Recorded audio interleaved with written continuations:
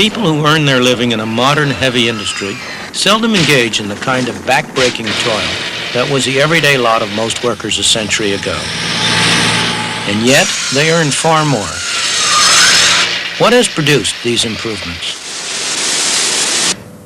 The offhand reaction of most people is likely to be that labor unions are largely responsible for the enormous progress that workers have made in the past 2 centuries. But clearly, at least for the United States, that cannot be true. After all, in the 19th century, when workers did very well, there were hardly any labor unions at all. And even today, no more than 1 out of 4 or 5 workers is a member of a trade union, and the remainder do very well indeed, achieving the highest level of living in the world. Labor unions do, of course, benefit their members, but far from being a key to the development of the modern society, they are a throwback to an earlier pre-industrial era, to the agreements among craftsmen in the Middle Ages, or to go back even earlier, more than 2,000 years ago, to the agreement among medical men in Greece. From the tiny Greek island of Kos, the coast of Asia Minor is 4 miles away in the mist. 2,500 years ago, a hospital and medical school flourished on Kos. The great Hippocrates, the founder of modern medicine, worked there.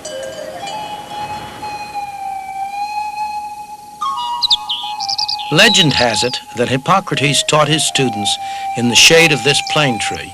He welcomed anyone who wanted to learn, so long as they paid his fees. There's another legend that St. Paul stood here and preached the gospel of Christianity.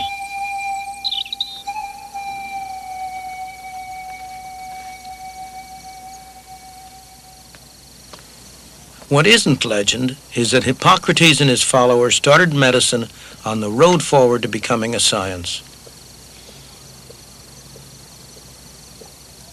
When Hippocrates died at the age of 104, or so legend has it, this island was full of medical people, his students and disciples. Competition for custom was fierce. Some 20 years after he died, they got together and constructed a code of conduct. They named it the Hippocratic Oath, after their old teacher and master. Every new physician, before he could start practice, came to this spot back here in front of those columns and took the oath. The oath was full of fine ideals for protecting the patient, but it also had a couple of other things in it. Listen to this one. I will impart a knowledge of the art to my own sons and those of my teachers, and to disciples bound by a stipulation and oath, according to the law of medicine, but to none others. Today, we'd call that a closed shop. Or listen to this one, referring to patients suffering from the agonizing disease of kidney or bladder stones. I will not cut persons laboring under the stone, but will leave this to be done by men who are practitioners of this work. A nice market-sharing agreement between physicians and surgeons. Hippocrates must turn in his grave when a new class of medical men takes that oath. After all, he taught anyone, provided only they paid his tuition. He would strongly have objected to the kind of restrictive practices that physicians all over the world have adopted to protect their custom. In the United States, the American Medical Association has for decades been one of the strongest labor unions in the country, keeping down the number of physicians, keeping up the costs of medical care, preventing competition by people from outside the profession with those in it. All, of course, in the name of helping the patient.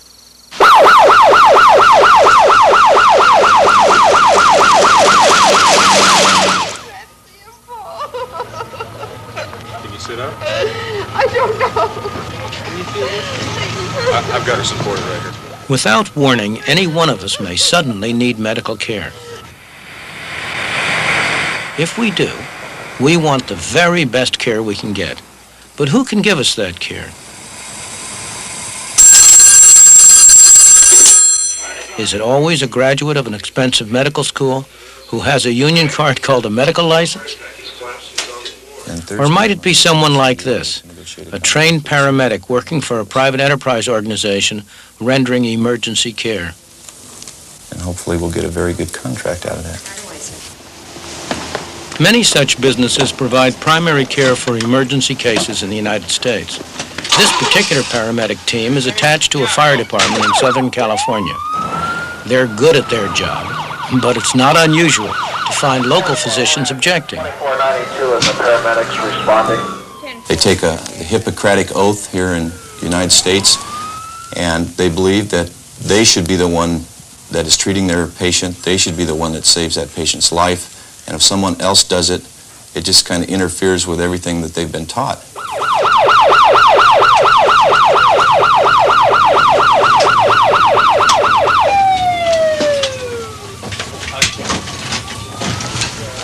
But why should medical care be a monopoly of licensed physicians?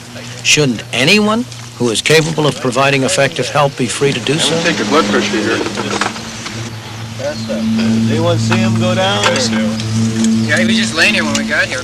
You can be sure that no one will be able to stay in this business very long unless he can demonstrate by performance that he's doing a good job. Joe Dolphin knows that very well. We've taken some statistical samples of the kind of effectiveness paramedics have in California. To give you an example, that in one district of California that we serve, which is a county which is populated to the extent of 580,000 people, before the introduction of paramedics, less than 1% of the patients that suffered a cardiac arrest where their heart stopped lived through their hospital stay and were released from the hospital.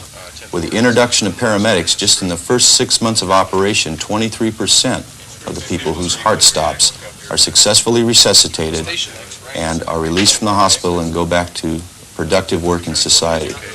We think that's pretty amazing. We think the facts speak for themselves. However, relating that to the medical community is sometimes very difficult. They have ideas of their own. Respiration's 12 and regular. Right. All right, looks good to me, Dave. Okay, Scripps, how are you reading this down there?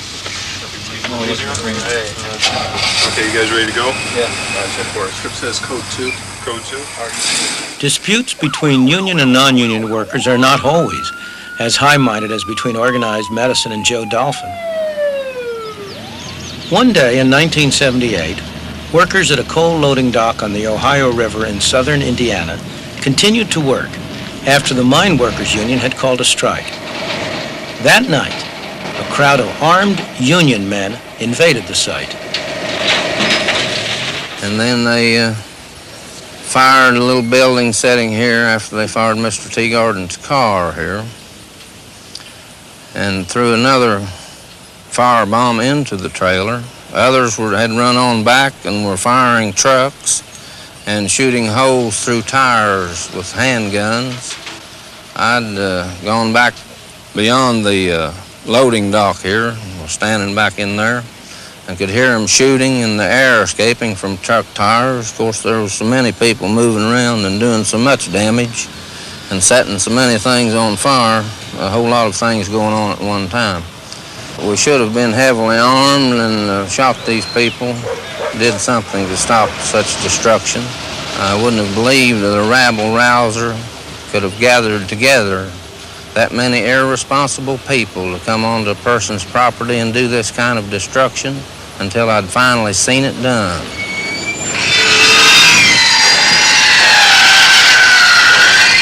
These workers are on the other side of the union fence. They're building 2 Social Security offices in Baltimore. On this government project, everyone's a union worker. They rely on their union to protect them against competition from non-union labor. But some local contractors see a very different side to a closed shop.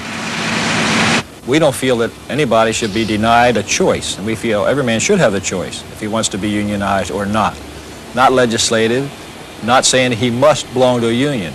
We feel when you tell a man he must belong to a union or he must do this or that, you're taking freedoms away from this man, the freedom of choice of this businessman here to choose me, to do business with me. All business needs this right to choose to do business with each other. And by the same token, our employees have the right to choose whether they want unionization or not. On this government site, authorized personnel only really means unionized personnel only.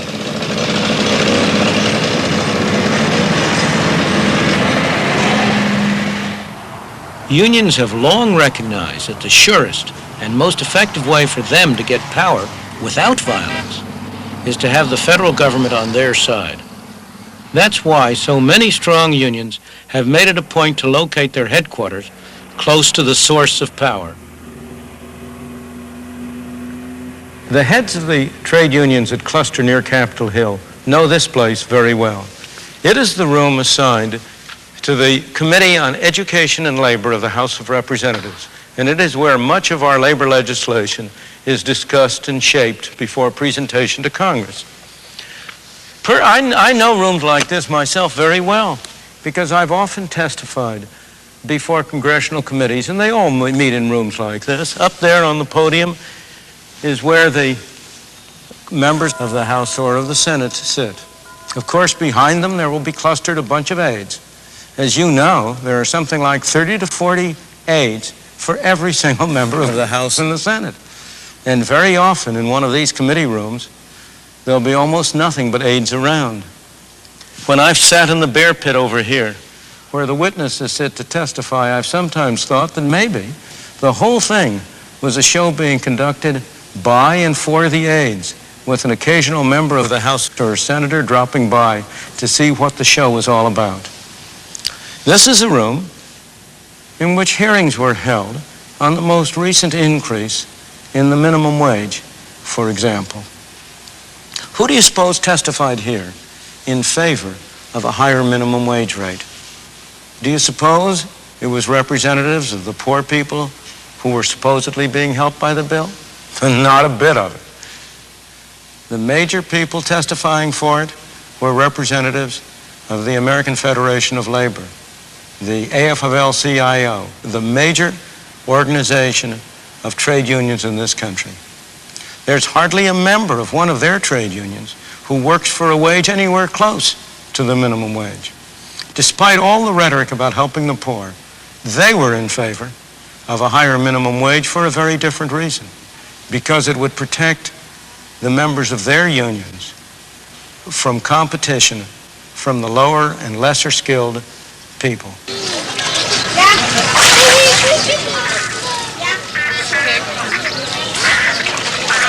To see the effects of minimum wage laws in action, go to a place like this, where they sell quick and inexpensive food.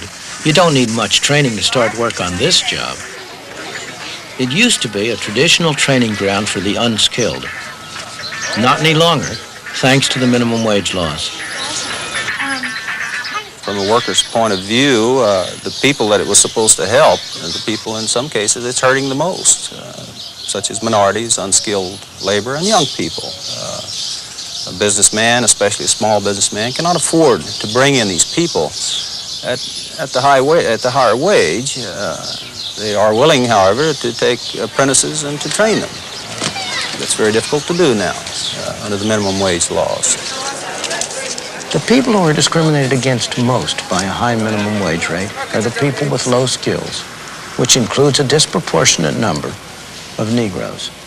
Indeed, I have for long believed that the minimum wage rate was a most anti-Negro piece of legislation on our statute books, not by intention, but through its results. Special?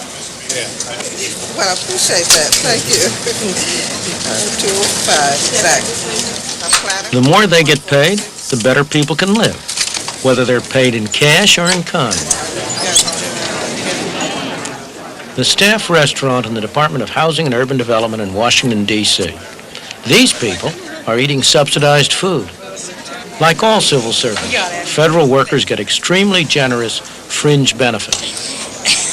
They have also had an incredible degree of security. It's been almost impossible to fire a civil servant. In January 1975, a typist in the Environmental Protection Agency was so consistently late for work that her supervisors demanded she be fired. It took 19 months to do it. And this incredible 21-foot-long chart lists the steps that had to be gone through to satisfy all the rules and all the management and union agreements. This is really a typical horror story is what it amounts to. And it shows the number of steps you got to go through. The process involved the girl's supervisor, his deputy director, his director of personnel operations, the agency's branch chief, an employee relations specialist, a second employee relations specialist, a special office of investigations, and the director of the Office of Investigations. This veritable telephone directory, need I add, was paid with taxpayers' money. Instead of having a system where the employee... Who could invent a better protected job than this one before it came to its end? We now have a time certain at which the decision has to be made within the agency. Half an hour's drive out of Washington, you come to Montgomery County, where many very senior civil servants live. It has the highest average family income of any county in the United States.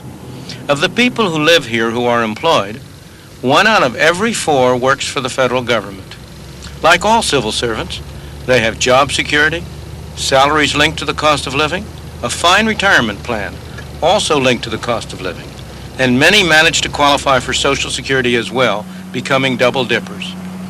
Many of their neighbors are also here because of the federal government. Congressmen, lobbyists, top executives of corporations with government contracts. As government expands, so does this neighborhood.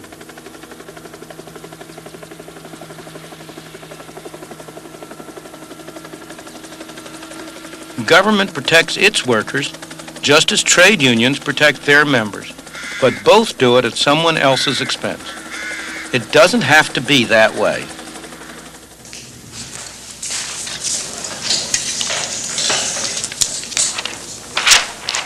Dick Pashley is an electronics engineer. He designs memory systems for computers. He works for Intel Corporation, one of many companies which have sprung up south of San Francisco in a place that they call Silicon Valley. All these companies have one thing in common. They're trying to get engineers to work on their projects. You know, myself, I'm one of these engineers, and so obviously I get letters in the mail, phone calls, the like, where people are trying to get me to leave Intel and go to this particular company. One of the companies right across the street here, Intersil, is one of the new companies that's forming in this area, and they're hunting for people just like myself to come in, and what they do is they'll offer you like typically a 30% higher salary, stock options, a bonus, and several other things to get you to move to their company. And since it's not really a move, it's very easy to do because you're only going across the street. It's not a big traumatic thing where you're leaving, let's say, one city and moving to another city. It's very, very straightforward. In a free labor market, everybody benefits. When the market is restricted, things are very different. Those Mexicans are heading for the United States side of the border. There are real problems about permitting unrestricted immigration into a welfare state. It's one thing when people come for jobs and are on their own, as was the case for most of American history. It's another thing when a welfare system will support them come what may, at the expense of other people. Yet look what happens when you try to interfere with market forces. Well, there's several fairly large groups of aliens on the hillsides waiting toward the dark to set in. Other groups that are still on the Mexican side of the border. They'll be coming in shortly, I imagine. We have electronic sensors buried in along the hillsides and along the most traveled trails to alert us when there's alien crossings. And from the sensor, we work ahead of them, try to head them off. No, they're right on the fence. They're just walking east. It's 10-4. Okay, you got about, well, I'd say 100 or so here. Thank you, Foxtrot. Párate, párate. Párate, párate.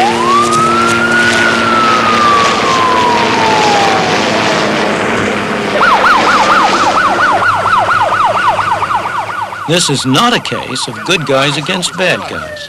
The officers are simply trying to do their duty. The poor Mexicans are driven by hunger and attracted by the prospect of jobs. You do good work. the law enforcing people have an impossible job.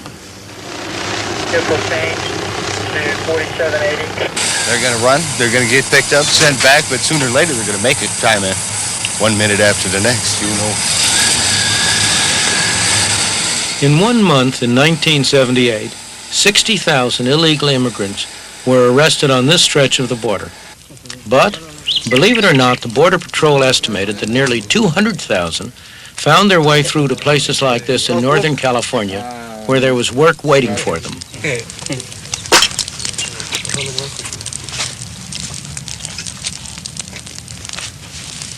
Illegal Mexican immigrants are not cheap labor around here. Many earn more than the minimum wage law demands. They can do so because farmers need many extra hands during the harvest season, and there's a shortage of domestic labor available. Jill Hannum and her partner run a farm that produces plump California raisins.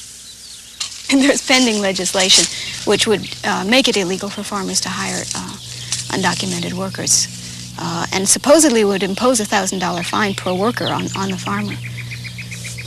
I can't imagine that it would actually go through. If it did, there'd be a full-scale farmers' revolt around here. Matter of fact, last year there was quite a bit of activity in the Kerman area, which is about 15 miles west of Fresno. Many of the farmers banded together and as much as warned the Border Patrol to stay off their property. And they were willing to back that up with guns, I'm afraid. They were very upset about it, and because their situation was desperate. They needed the workers, and they needed the work to be done now.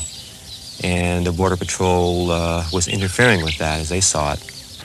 Violence by employers to assure the availability of workers is no more justifiable than violence by trade unions to assure their members jobs. But violence is one of the things you are very likely to get when you try to prevent a deal between people who have jobs to offer and people who are looking for jobs. 15 years ago, the economy of Spartanburg, South Carolina was stagnant. It depended on peaches and cotton. Wages were lower than the national average, and unemployment was higher than the average.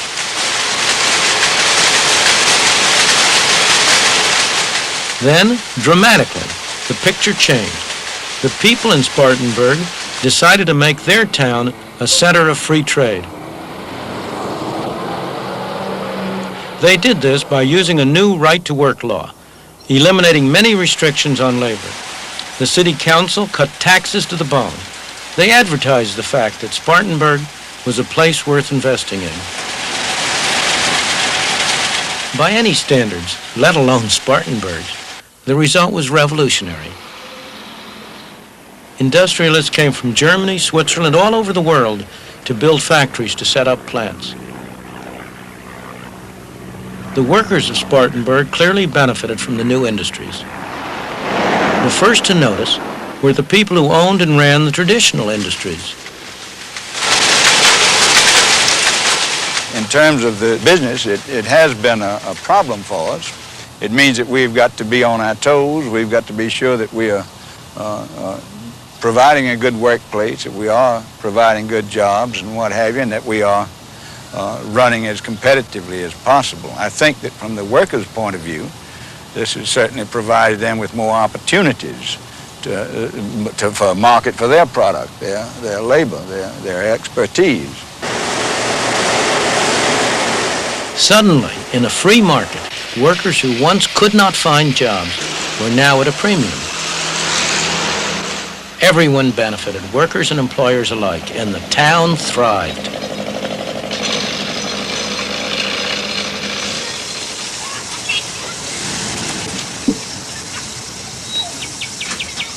One of the workers who arrived in Spartanburg was Mr. Juma. He came as a refugee from Idi Amin's Uganda. We came in this country just with $139. I had a family, my wife and 2 kids. And we came with only 4 bags of clothing, which weighs about 40 pounds each bag. We were not allowed to take more than that. We have to leave all our possession, all our property in Uganda. And myself, I just came down to Flowers Baking Company, and I was hired as a laborer to work in the plant at $2.49 per hour. Thank you. 5 years later, he was chief accountant of the company. In a free market, his best protection, his real wealth, turned out to be his skills and his desire to use them. America has to offer me a lot of things. And this is a great country. I came in this country penniless. Today, I own a house, I own 3 cars, my wife has got a good job, I myself have got a good job, and the children are schooling, and everything has been working so fine. I believe this is because of the opportunity. This is whoever wants to work in this country, there's a lot of opportunity.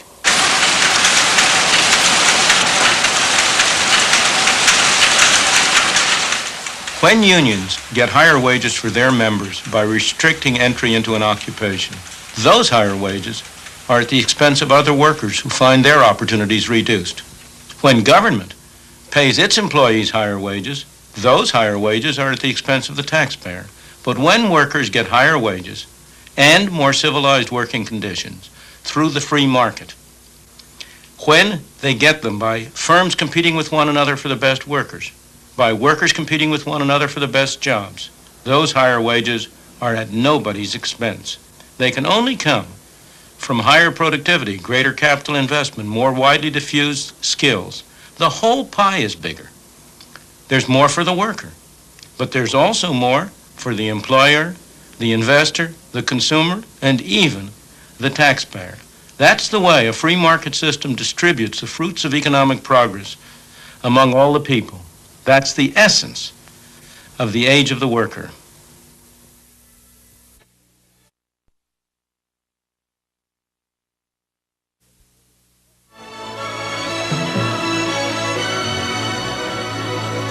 The discussion is already underway here at the University of Chicago, so let's join it.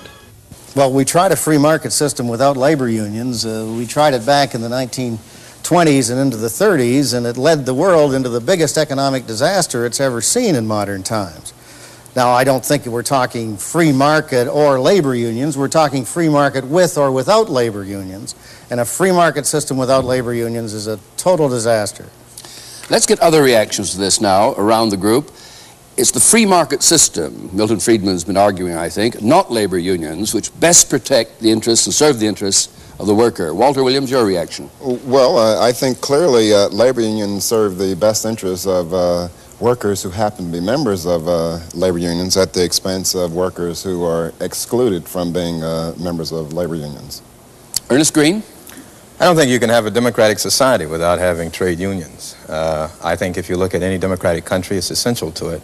Right of workers to organize, and I think it's consistent. If we're to maintain a democratic country, those freedoms, that the right of workers to organize is a primary objective that we have to maintain. Bill Brady? Well, if they are so vital, why are so many union members leaving the unions?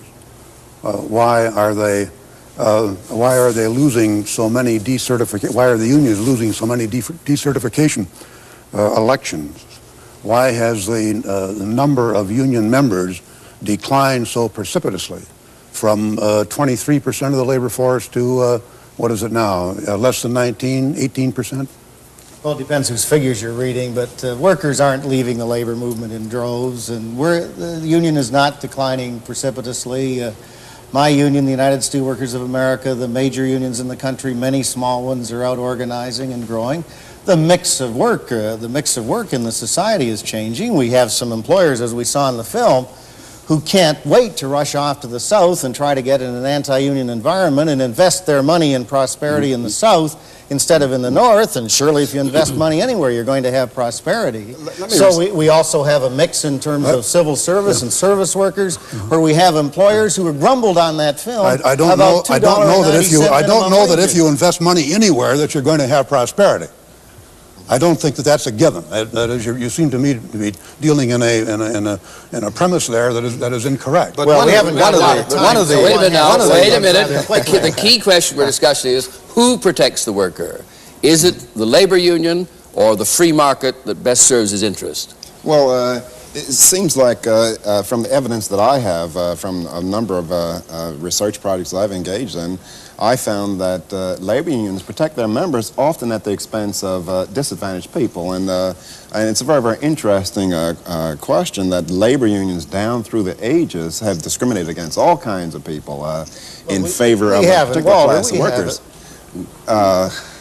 We find that labor unions have gone out on strikes and have murdered and maimed people because other people sought entry. And in terms of Mr. Green's remark, he says that in a free democratic society we need labor unions. Yes, that is true. We need the right for voluntary association. That is, people have the right to form associations, but it should not be a requirement that you be a member of a labor union in order to establish a contract for employment. Can't we get some perspective in this, Walter?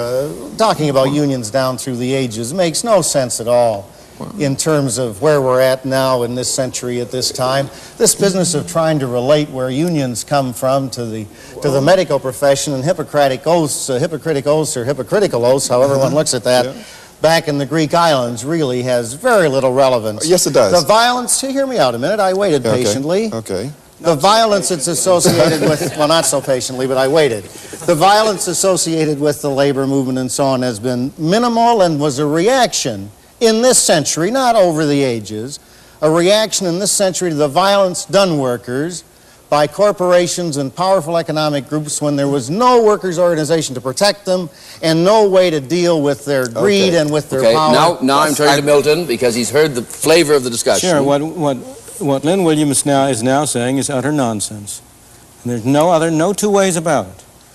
The conditions of the worker in this country before there were labor unions were very important, improved very greatly. You cannot tell me that millions of people, my parents, your parents for all I know, parents of many people around, came to this country from Europe in order to be exploited and in order to be subjected to violence. Of course, there were incidents I agree with that violence. vehemently. I mean, most of the blacks came to this country not voluntarily, but they were shipped here. And the interesting thing about the issue on hold on for a second. Is that you left out... Let it finish and then back to you, for sure. The blacks are an exception, and I agree with you completely. 22 million exceptions, though. They are a very important exception. But there are also millions and millions. The people that Mr. Williams represents are not mostly black.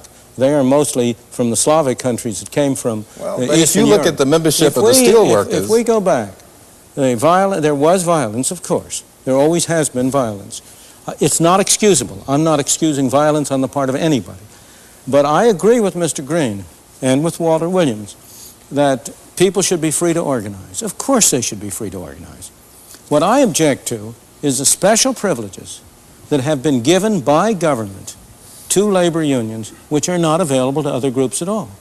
When labor unions have used violence in industrial disputes, they are not subjected to the same sanctions as people ordinarily are. When cars are turned over in the course of a labor dispute, how often do people go to jail as a result of it? Dr. Friedman and Walter Williams go back in history and they take a look at a situation where America was empty, where we didn't have anything like the sophisticated industrial economy we have today, but had a much more agricultural and rural kind of economy. And of course, when the impoverished peasants of Europe, my ancestors and most of our ancestors, except for the slaves, which is another situation, but when these people came from Europe and came to a wide open continent with the most fertile soil then available to anyone in the world, naturally there was progress. And I or any of us would be mad to deny progress. But as that developed, and as population increased and as we moved into a much more sophisticated industrial economy, we moved then into the situation in the 1930s.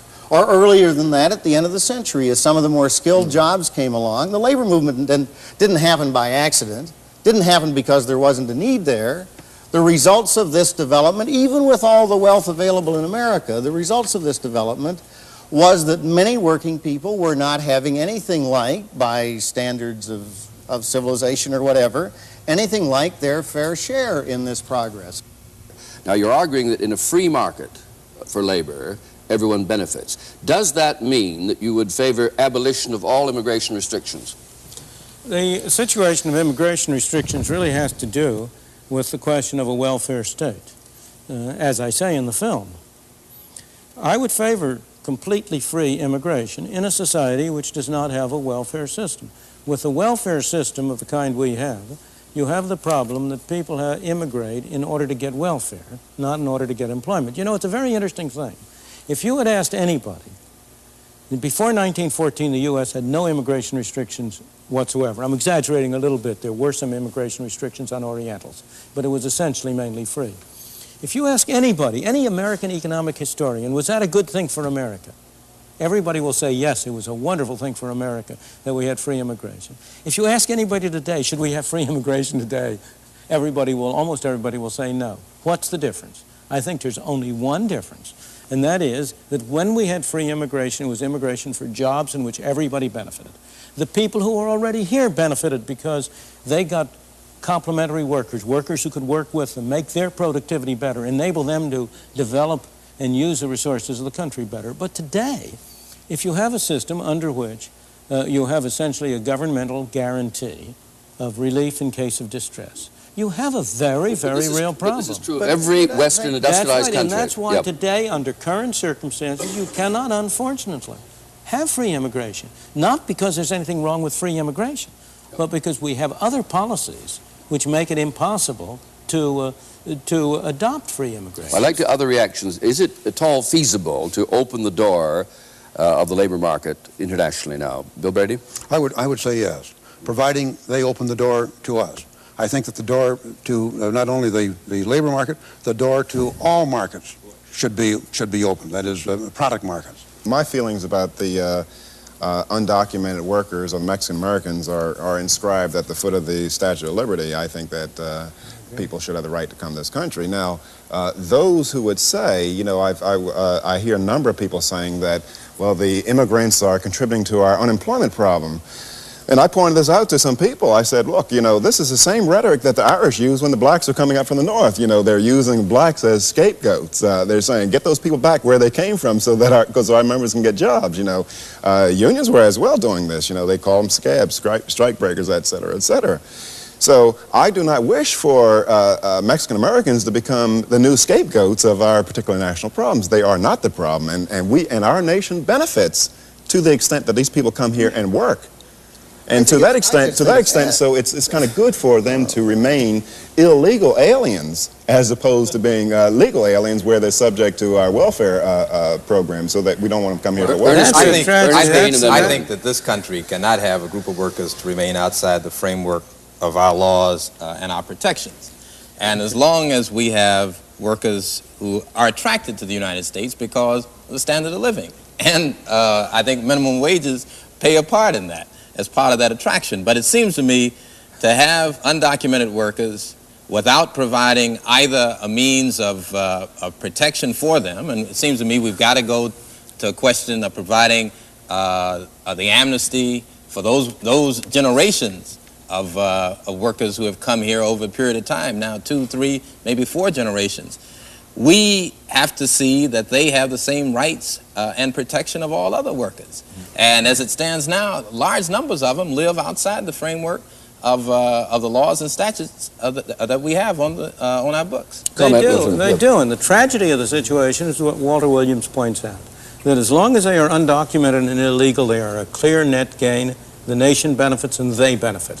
They wouldn't be here if they didn't.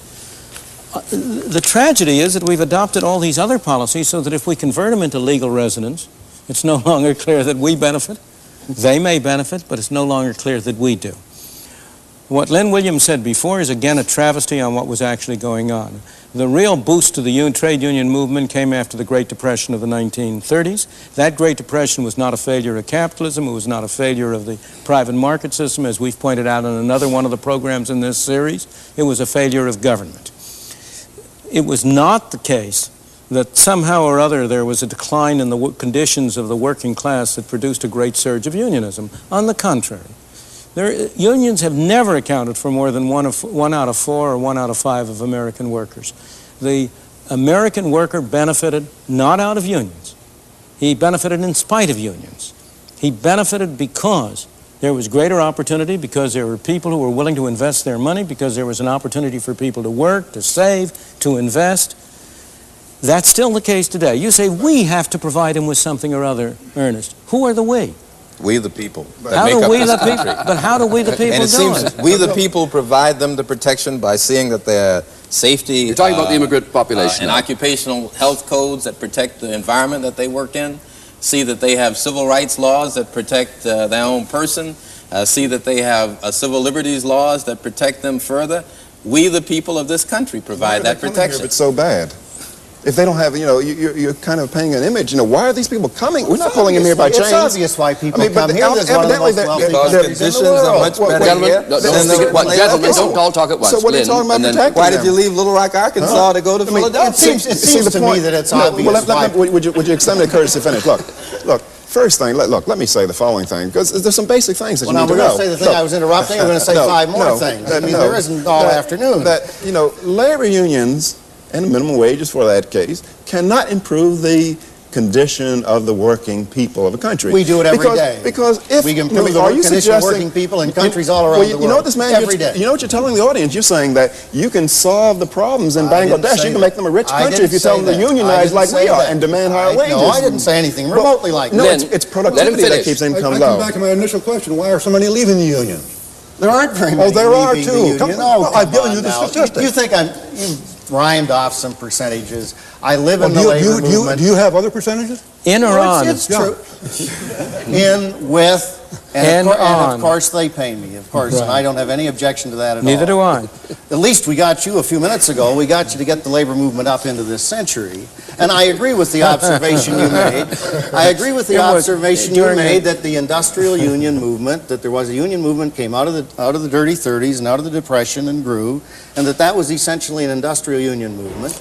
But I wonder when I hear your commentary on the film and so on about unions and restricting practices and restricting access to industry and all of this, I don't mean it disrespectful, but I really don't mind being disrespectful. It's all right. I'm used to it. I really wonder if you do understand how the industrial union movement, which is the more recent part of the movement, how it really operates. We're not telling anybody who they have to hire. We're not doing anything about it. Now, let's raise the question, which certainly is dealt with in the film. Yeah. Have minimum wages, which is a form of government intervention, served the interests of the poor and indeed of the working class generally? Now, I know you've spent a good deal of time looking at this. I'd like you to come in on it too.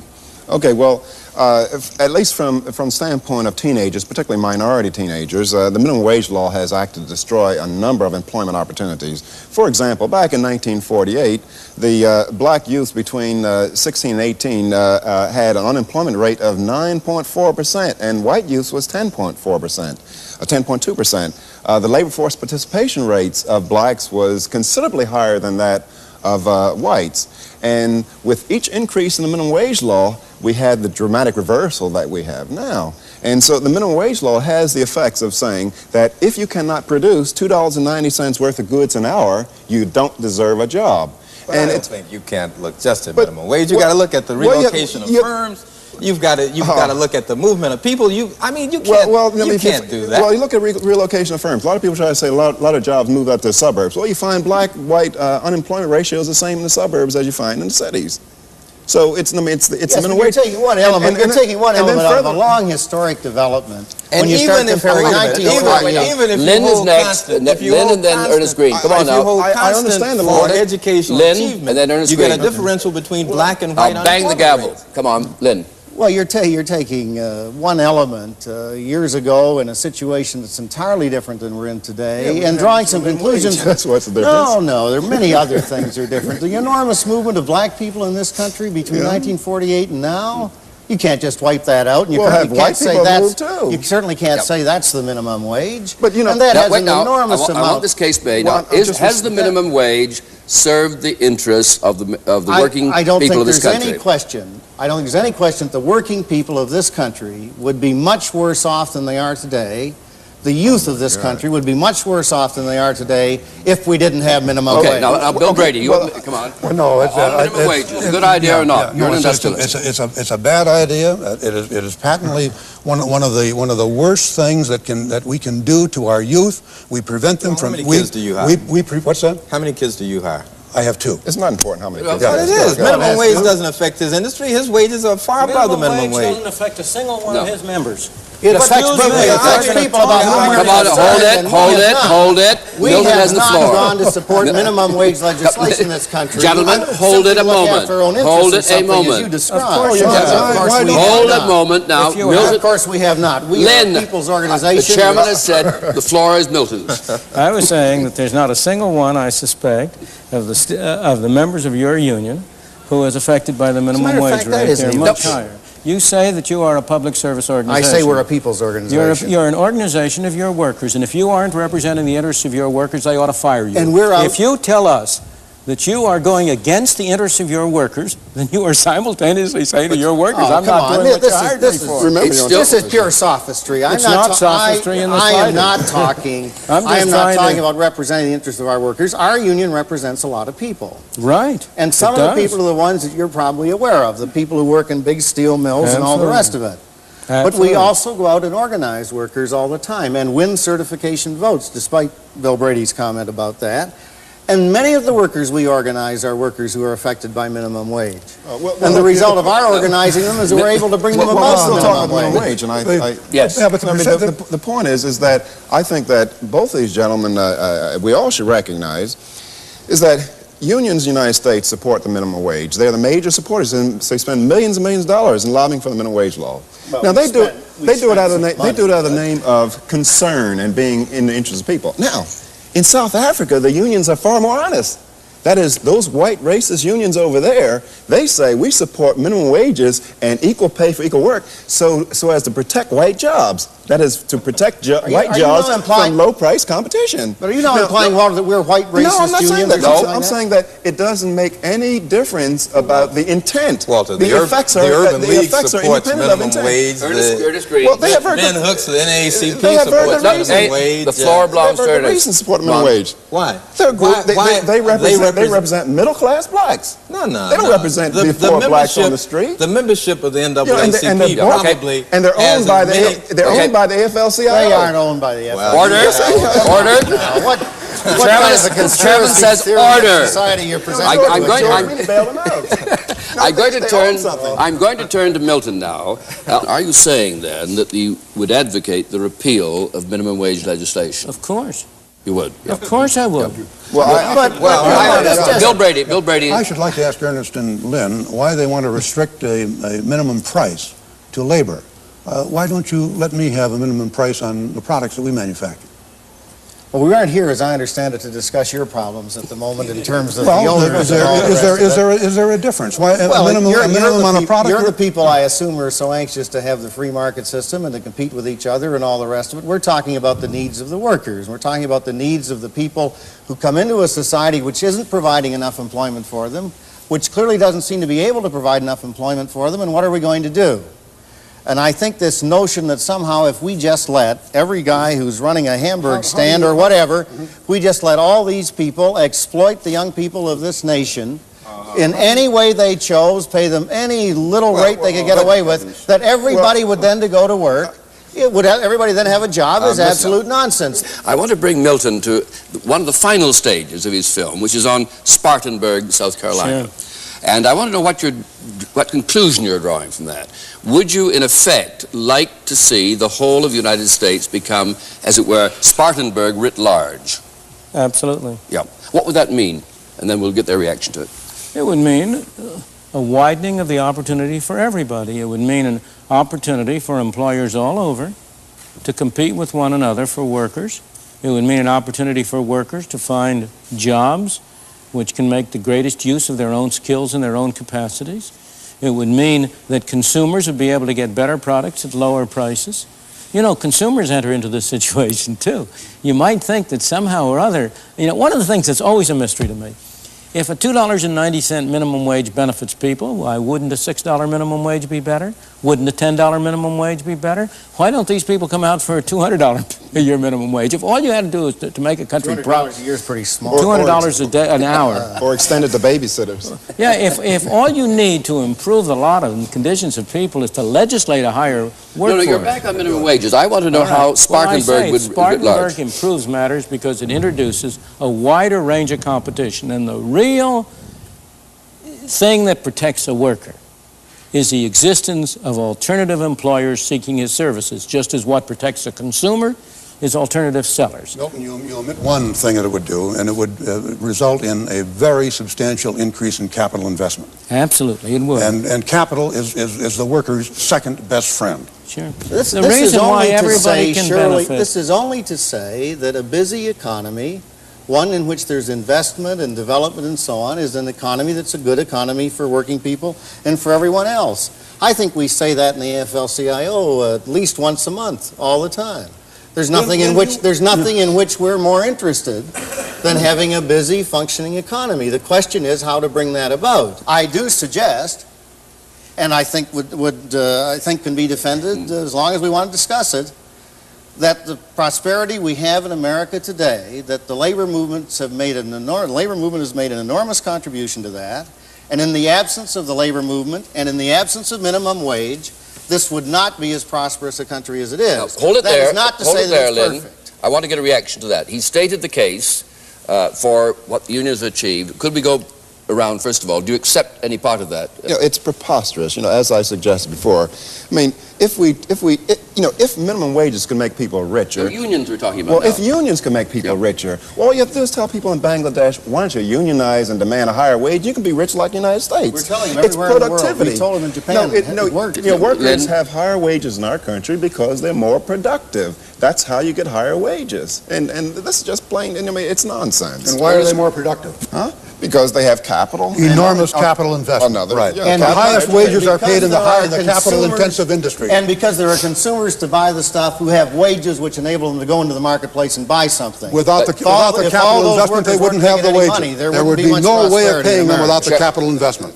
Ernest Green, what's the reply? I stand by my initial statement that it is a prerequisite of a democratic society to have trade unions, organizations allowing workers to band together in their mutual interests.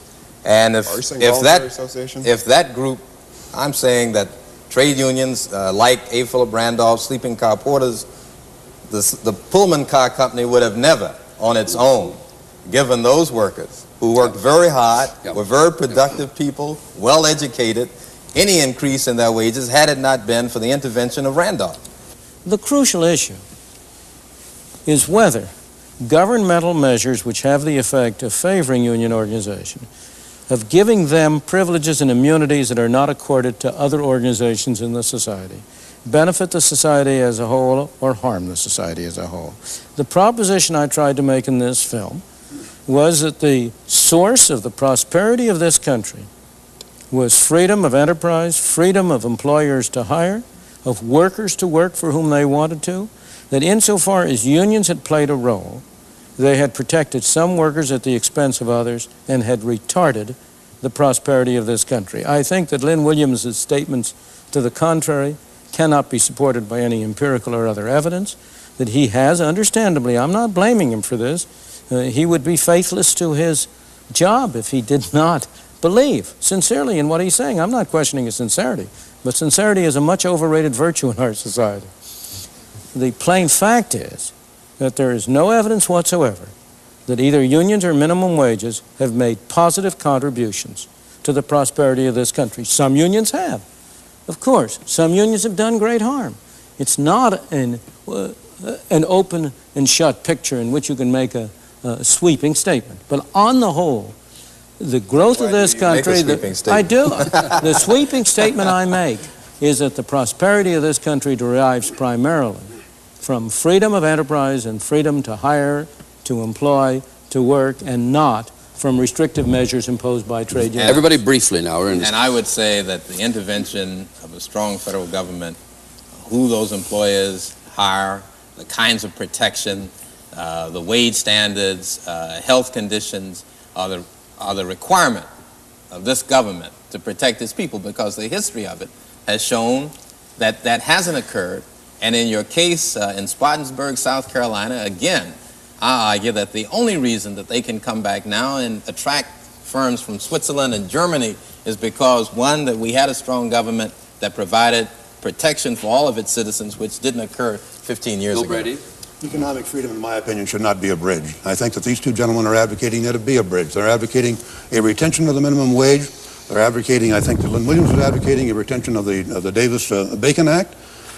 They do not, it seems to me, believe that freedoms are interdependent and indivisible. There are freedoms, there's economic freedom, there's press freedom, there's freedom of assembly, there's religious freedom. And you are advocating, to me, a great abridgment of economic freedom, and when you do that, you injure the other freedoms that we have, and if you do it enough, as we are doing in this country today, if you do it enough, we are in danger of losing all of our other freedoms. Now we leave this very spirited discussion, and I hope you'll join us again in the next episode of Free to Choose.